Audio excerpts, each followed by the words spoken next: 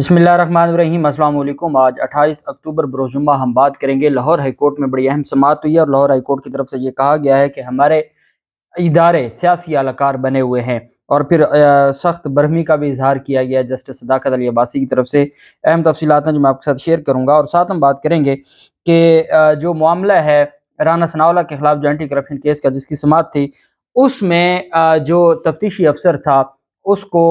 खुदकुशी का जो मामला था और खुदकुशी उन्होंने कर ली और ये साबिक डायरेक्टर थे एंटी करप्शन के फैसलाबाद के। बेसिकली वो तहकीक कर रहे थे राना सनाउल्लाह के खिलाफ। ये राना सनाउल्लाह के खिलाफ जो केस था इसमें क्योंकि राना सनाउल्लाह पर ये महकमा एंटी करप्शन का मुकदमा था, ये बड़ा तगड़ा मुकदमा था। इस मुकदमे की जो तफ्तीश करने वाला था वो इमरान रजा अब्बासी था। ये गुजरांवाला से बिलोंग करते थे और ये डायरेक्टर रह चुके थे फैसलाबाद में एंटी करप्शन के और बड़े अच्छे अंदाज में इन्होंने बहुत ज़्यादा इनकी तरफ से तहकीकात की गई थी और तफ्तीश की गई थी। हमारा जो क्रिमिनल लॉ है और हमारा जो क्रिमिनल ट्रायल है उसमें तफ्तीशी की बहुत ज़्यादा अहमियत होती है। जब भी किसी केस में तफ्तीशी का जो बयान है उसको कहा जाता है कि उस बयान के ऊपर बहुत रिलाय करती हैं अदालतें। तफ्तीशी बयान देता है अदालत में और फिर उसके ऊपर जरा की जाती है। हमने देखा है कि हाल ही में दो केसेस हमारे बहुत ज़्यादा कमज़ोर हुए। एक जो शहबाज शरीफ के मुकदमे में मनी लॉन्ड्रिंग का जो FIA का मुकदमा था उस मुकदमे में जो तफ्तीशी अफसर था उसको डॉक्टर रिजवान को उसकी डेथ हो गई और डॉक्टर रिजवान की डेथ के बाद वो केस बिल्कुल कमज़ोर हो गया और बाकी जो FIA थी उन्होंने उस केस का बेड़ा गर्क कर दिया। फिर हम देखते हैं कि राना सनाउल्लाह का जो तफ्तीशी अफसर था जिसने राना सनाउल्लाह के केस में असल तफ्तीश की थी और बाद में उनको ओहदे से हटा दिया गया था, जो एंटी करप्शन के ओहदे से एडिशनल कमिश्नर वो रेवेन्यू थे इमरान रजा अब्बासी, जो जब उनको डेप्टी एंटी करप्शन से डायरेक्टर एंटी करप्शन से उतारा गया, हटाया गया, तो उसके बाद फिर वो commissioner revenue additional commissioner revenue पर तैनात हुए। वो इस्लामाबाद से लाहौर में उनका तबादला हुआ और तबादले के बाद वो फैसल टाउन के इलाके में अपने घर में सुबह उनकी जो पंखे से लटकी लाश नजर आती है और उस पर फिर तहकीकात शुरू हो जाते हैं। क्योंकि वो इस्लामाबाद में थे और इस्लामाबाद से उनका जो है वो किया गया और 21 मई 2022 को वफाक से पंजाब में उनका तबादला हुआ और वफाक ने उनका तबादला और ये जो इम्पोर्टेड हुकूमत है 21 मई 2022 को उन्होंने ये तबादला किया और ये इनका ताल्लुक पाकिस्तान एडमिनिस्ट्रेटिव ग्रुप से था और वो गुजरांवाला के रिहायशी थे और उनके हवाले से फिर मॉडल टाउन पुलिस ने कहा कि हम इसके ऊपर तहकीकात करेंगे। आप जानते हैं कि तब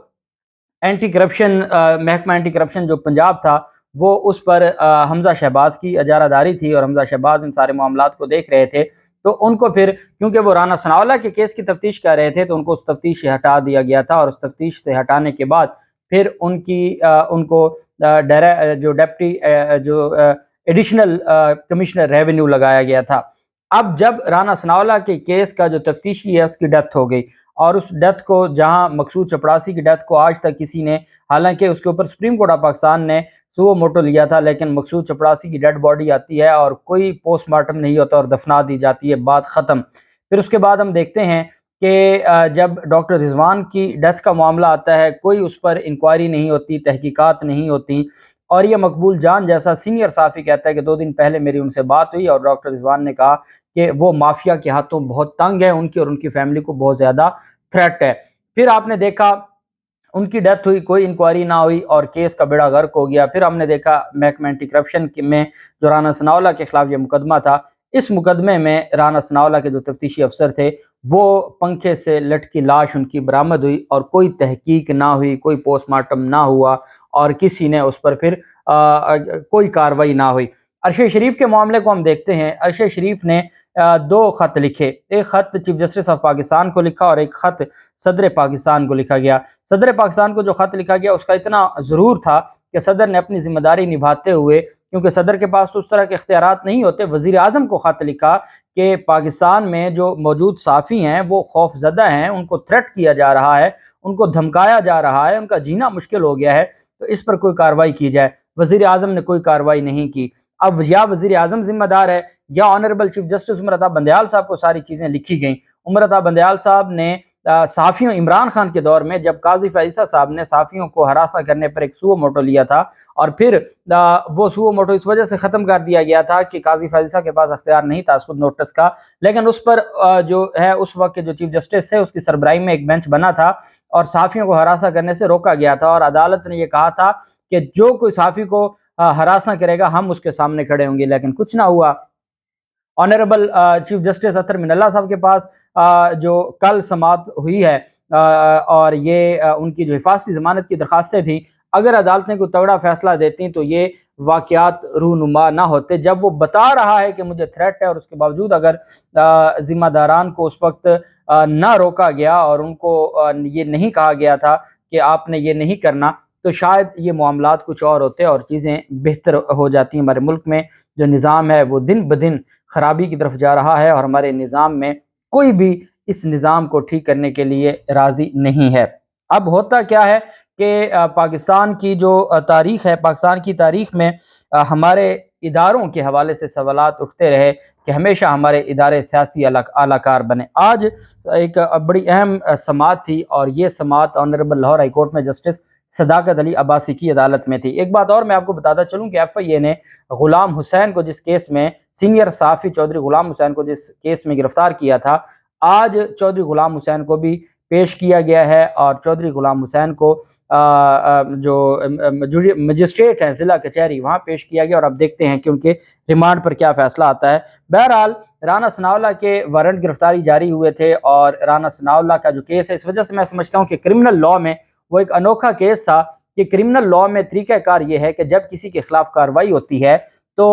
اگر وارنٹ گرفتاری ہوں، تو ہمارے ہاں تو کرمنل لاء میں اس کا کنسیپٹ ہی نہیں ہے کہ وارنٹ گرفتاری آپ بغیر ملزم کے پیش ہوئے آپ معطل کر دیں۔ لیکن رانا ثناءاللہ کے کیس میں ہم نے دیکھا کہ جسٹس صداقت علی عباسی صاحب، جن کا میں پہلے بھی تعارف کروا چکا ہوں، وہ لاہور ہائی کورٹ کے سینئر جج ہیں، جو 5 رکنی بینچ تھا لاہور ہائی کورٹ کا حمزہ شہباز کے کیس میں،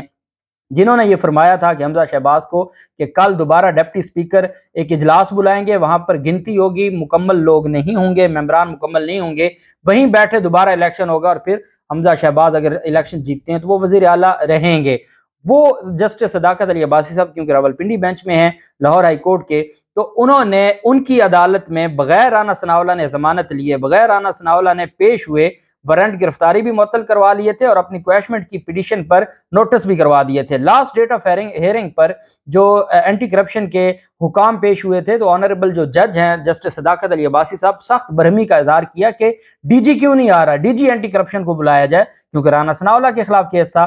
آج ڈی جی جو ہے اینٹی کرپشن وہ عدالت میں پیش ہوئے ہیں، یہ جنرل ہیں ڈائریکٹر جنرل ندیم سرور، یہ محکمہ اینٹی کرپشن کے